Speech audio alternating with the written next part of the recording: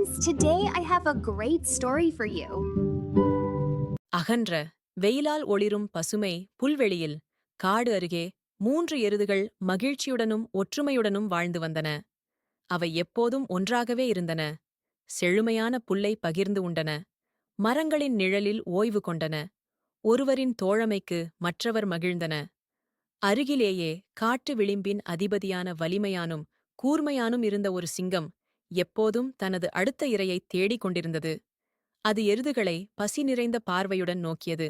ஆனால் அவற்றின் உறுதியான ஒற்றுமை சிங்கத்துக்கு தாக்க முடியாததாக இருந்தது. எப்போதெல்லாம் சிங்கம் அவற்றை அச்சுறுத்த முயன்றதோ, எருதுகள் பக்கத்தில் பக்கம் நின்று உறுதியான முன்னணியை உருவாக்கின. அதனால் சிங்கம் எப்போதும் விரக்தியுடன் பின்வாங்க வேண்டியிருந்தது.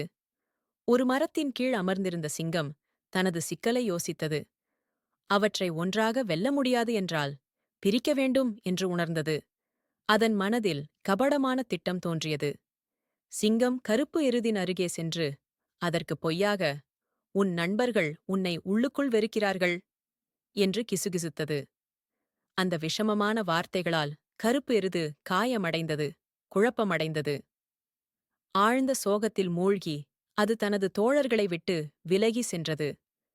அதன்பின் ஒரு காலத்தில் பிரிக்க முடியாத தோழமைகள் கொண்ட மூவரும் பேசுவதை நிறுத்தினர். ஒவ்வொரு எருதும் தனியாக புல்லுண்டு தனிமையில் அலைந்தன. அவர்கள் நம்பிக்கையை இழந்தார்கள், அதனுடன் தங்கள் வலிமையையும் இழந்தார்கள். அந்த சந்தர்ப்பத்தை பயன்படுத்தி சிங்கம் முதலில் பழுப்பு எருதை தனியாக புல் மேய்ந்து கொண்டிருப்பதை பார்த்தது. அது புதர்களிலிருந்து பாய்ந்து அதை கடுமையாக விரட்டி காட்டு ஆழத்தில் விரட்டி அனுப்பியது. அந்த எருது இனி ஒருபோதும் திரும்பி வரவில்லை. அடுத்ததாக சிங்கம் தனிமையில் இருந்த வெள்ளை எருதின் மீது கவனம் திருப்பியது. பயங்கரமான ஒரு கர்ஜனையுடன் அது வெள்ளை எருதைத் துரத்தியது. அச்சமடைந்த அந்த மிருகம் புல்வெளியிலிருந்து பீதி கொண்டு ஓடி மறைந்தது. இறுதியாக புல்வெளியில் தனிமையில் இருந்தது கருப்பு எருதே. அது பயத்தால் நடுங்கியது. முழுமையாக வெளிப்படையாகவும் பலவீனமாகவும் உணர்ந்தது. இப்போது வெற்றி பெற்ற சிங்கம் மெதுவாக முன்வந்து நெருங்கியது.